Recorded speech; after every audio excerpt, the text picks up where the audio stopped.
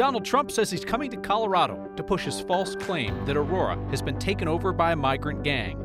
Now, backtracking Republicans say maybe Trump will come and realize he's wrong. I think it would be great for him to see some of these apartment complexes, the fact that they are not controlled by Venezuelan gangs. A push on Pueblo City Council to ban abortions as Coloradans consider new statewide protections for abortion rights in November. As crime falls in Denver, police explain how they're using license plate cameras. And privacy advocates raise concern about all the law-abiding people swept up in the process. And it turns out that spraying urine all over one of Colorado's most famous mountains is not solving the problem it was intended to solve. Well, gee whiz. That's tonight on Next. I'm going to Springfield and I'm going to Aurora. You may never see me again, but that's okay. Got to do what I got to do.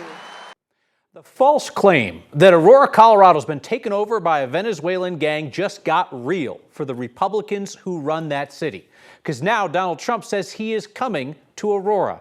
And those city leaders have to decide if they will stand alongside Trump as he trashes Aurora to a national audience. Here's politics guy Marshall Zellinger.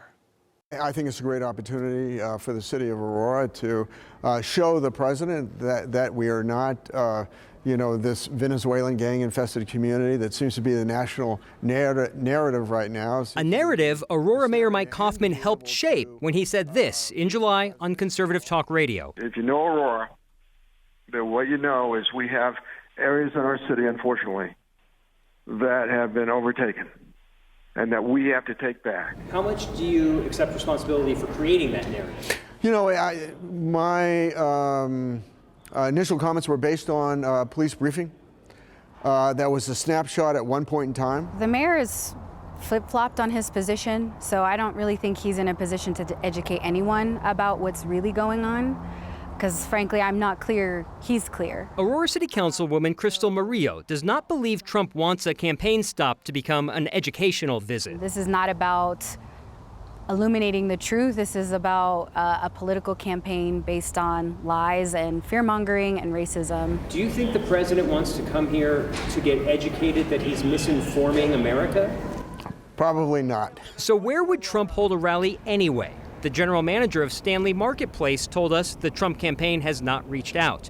A representative from Stampede, the country western nightclub, said they have not heard anything. No matter where it would happen, though, Kaufman told me he would not be part of it. Well, what I hope to do is maybe not be on the stage with the president, but to be able to show the president, to offer a tour of my city. Would you stand on stage with him? Those are campaign rallies. I would hope that I could meet with the president, but I don't necessarily need to attend a rally with the president. You ever see someone unzip their human suit right in front of you, wanting to get out of it? I also asked Kaufman if he was going to vote for Trump, and it was one of those moments where he said he's a Reagan Republican, not a Trump Republican, not a Bush Republican, and he voted for Nikki Haley in the primary, but that he'll vote for the Republican nominee, to which I then said, okay, so that's a yes to voting for Trump. And then he zipped the suit back up and said, yes, I'm going to vote for Trump. There's a saying about the dog that catches the car, right? That the thing that you wish for might suddenly be very different when you have it. When Councilwoman Danielle Jurinsky first made this claim about thousands of Venezuelans gathering, how it was a test by this gang to see what they could get away with in the city. And I remember you asking her for proof that this claim was tied to a gang. And there was no proof that that gathering was tied to the gang. She, in that post, talked about this being an issue in the November election. Well, guess what? Now it is. Now it is. Now it is, and they have to decide how they want to handle it. And from Kaufman's side, he says he wants to educate Trump. And again, I asked him, when have you ever heard Trump say, thank you for the education, I was wrong, everybody? And he laughed and said, no, I've not heard that. Murillo is concerned about this, but also from a cost standpoint of, will the city have to foot the bill for a campaign stop? But also, she's interested in seeing who's going to stand with Trump. Possibly from a local standpoint, look who is supportive of the false narrative. Local voters just know these are the locals that you should also know stand with Trump on this issue, even though we're telling you it has nothing to do with what he thinks it is. And again, we have to stress, Donald Trump says he is coming here in the next 2 weeks. On occasion, the man says things that are not true. Marcia Zellinger, thank you. In November, Colorado's voters will decide whether to put abortion rights into the state constitution and allow state funding for some abortion procedures.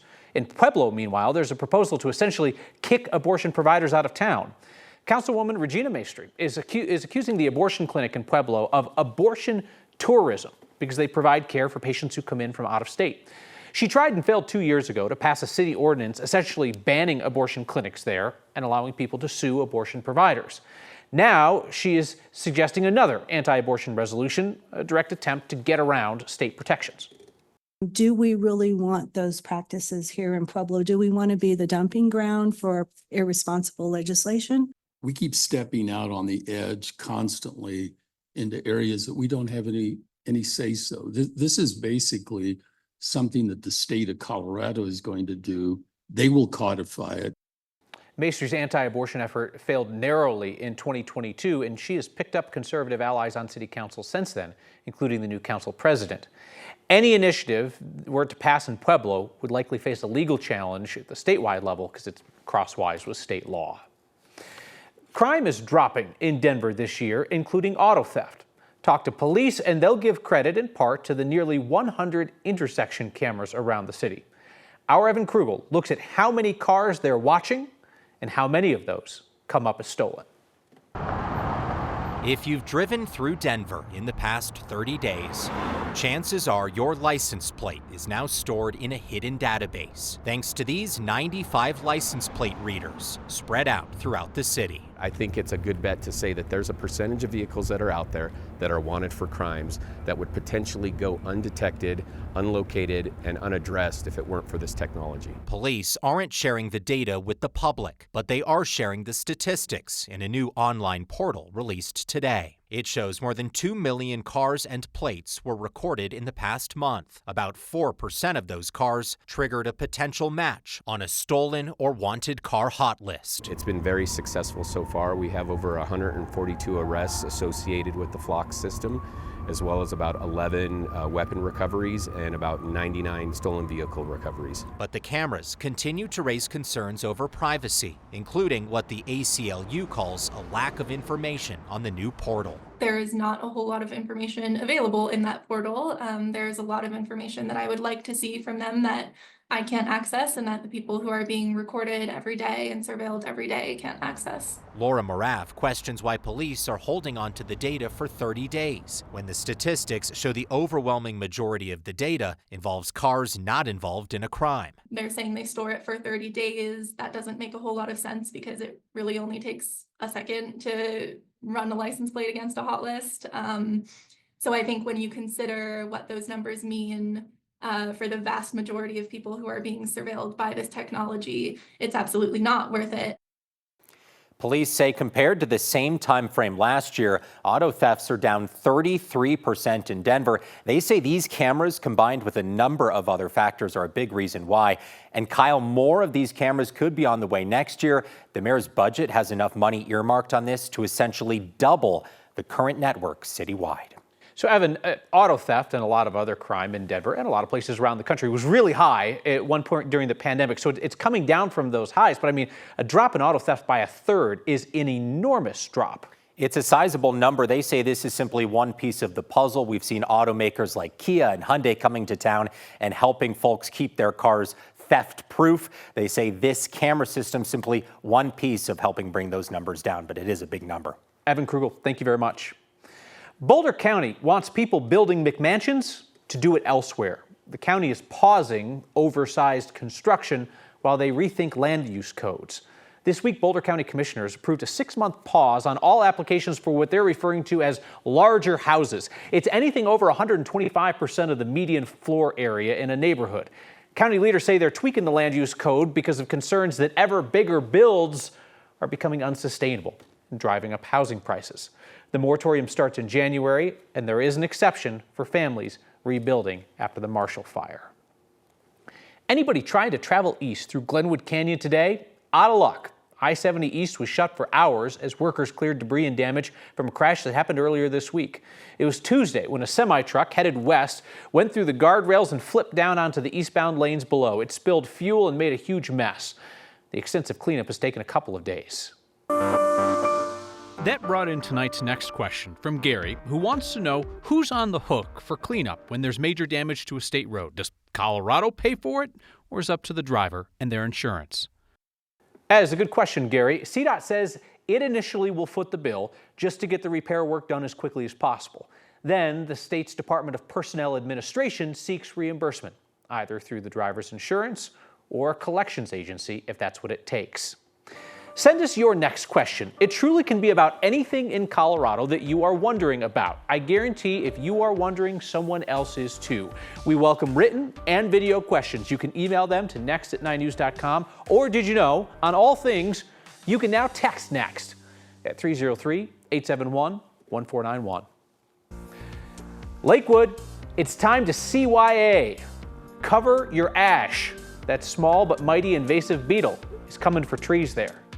When you're putting bighorn sheep, mountain goats, licking cars and in the parking lot, closely bunched together, we're potentially creating super spreader events.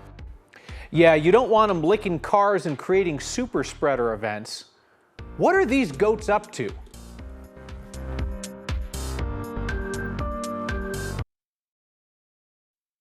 An invasive beetle killing trees in Colorado has made its way to Lakewood. The emerald ash borer beetle eats ash trees, which make up about 15% of the tree canopy on the Front Range. Colorado's Forest Service has been tracking the beetles since they first popped up in Boulder more than a decade ago. They've since spread to Adams, Arapahoe, Broomfield, and Larimer counties. Now, Lakewood has confirmed its first case of the beetle. Arborists say the best way to protect your ash trees is to give healthy trees an annual root injection. You can tell which trees have been attacked because the beetle tears them a new ash hole, this very distinct D-shaped hole in the bark.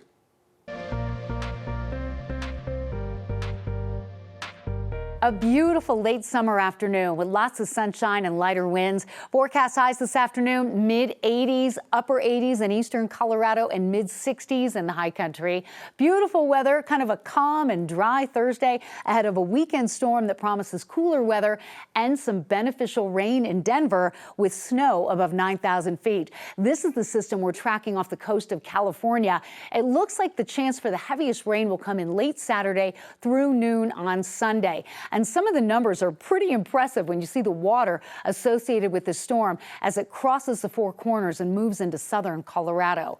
And so temperatures over the next few hours stay very comfortable, dropping out of the 80s into the 70s after sunset. Friday's high at 87, a mild, dry day ahead of changes for the weekend. Potential weather impact days due to the heavy rain late Saturday and the potential for mountain snow on Sunday. Fall begins on Sunday, and look at that high, 59 degrees. 70s for the first part of next week with a chance for more showers on Tuesday. You know, if it's not one thing, it's another. Some trees in the high country could be stripped bare this weekend, right when everybody's looking at them. They'll be denuded, which is a great word. It's almost prime time for fall foliage in the high country, most colorful above 10,000 feet. Gwinnett Pass is always a favorite. Kenosha Pass is great. But trees in those high elevation areas could get a shakedown this weekend. First by high winds Saturday morning, then a heaping helping of heavy wet snow. Bad news for all you leaf peepers. One, the term leaf peeping is an abomination. It's gross. Let's find a new term that does not sound so ick. Two, your window for the best view this year might be slim. Best bet is tomorrow or early Saturday. Shutting down the road up Mount Blue Sky, bad news for people, good news for goats. Researchers are taking advantage of their much needed alone time. Wildlife managers have finished rounding up more than 100 wild horses in western Colorado, part of a long-term plan to fight their overpopulation. They used a helicopter. That's a controversial method of rounding them up. It's opposed by some animal rights activists and even the governor. The Bureau of Land Management periodically rounds up wild horses on the western slope. They say it's necessary to right-size the herds and to improve genetic diversity. They spent the past week using a low-flying helicopter to corral about 140 horses in the Little Book Cliffs area near Palisade. Most of those horses will go to Canyon City for vet care before they're made available for adoption. About 30 to 40 horses were released back into the wild after they got a fertility treatment to slow down the herd's birth rate. Our plan is to have about 90 to 150 horses on the range. We call that our appropriate management level. It's the level that we can manage horses on there and keep the habitat in good condition. BLM says one horse broke its leg while being corralled and had to be euthanized. Democratic Governor Jared Polis, some state legislators and animal rights groups have previously asked the BLM to quit this helicopter and use a different method. The BLM says if they did the herding on the ground, it would take months to do what they just did in a week. The folks at the Denver Zoo love animals and they love people, just separated when necessary. So photojournalist Brian Wendland went to the zoo today to learn more about how they're trying to keep people, mountain goats, and bighorn sheep away from each other on Mount Blue Sky. At the Denver Zoo, human-mountain goat interactions are kept to a safe distance. Because I'm always interested in human-wildlife conflict stories. Heather Valley says in the wild, though, she's seen people get way too close. It was just a false charge, but it was pretty scary to watch. She was photographing goats on Mount Blue Sky for a research project with the Denver Zoo Conservation Alliance, and a couple of folks demonstrated the danger that project is trying to reduce. I see things like that up there a lot, and it's just, you're just kind of biting your nails like, oh. She's the public-facing side of this research, capturing photos to inspire and educate. Photography is a really powerful way to tell those stories, much more so than, writing a document or something, or putting up a sign that most people aren't going to read. Stefan Eckernes and his team work behind the scenes to figure out ways to limit these interactions. And not just with people, but with bighorn sheep, too. Bighorn sheep are really susceptible to pneumonia, specifically caused by a bacteria called mycoplasma. And that mycoplasma, essentially, mountain goats carry it. Both animals are drawn to parking lots and trailheads where people congregate and leave behind minerals lacking in the high alpine soils. When you're putting bighorn sheep, mountain goats, licking cars and in the parking lot, closely bunched together, we're potentially creating super spreader events. With the road to the top of Mount Blue Sky closed for construction for a year, Eckernes and his team will have a long time to try out more ways to keep these ungulates away from each other. The tricky part is they're doing fine right now. Just because it's doing great right now doesn't mean that we don't need to get ahead of it. We do need to be proactive. One thing they already know, though, is how to keep people safe when the road opens back up. It's an easy thing, they can learn about these animals and not get so close to them and not try to feed them and not try to take selfies with them. For Next, I'm Brian Wendland. Researchers say they tried spreading mountain lion urine near the parking lot to frighten the ungulates into staying away. Hoofed mammal. Initial results apparently were promising, but the mountain lion urine was not a silver bullet.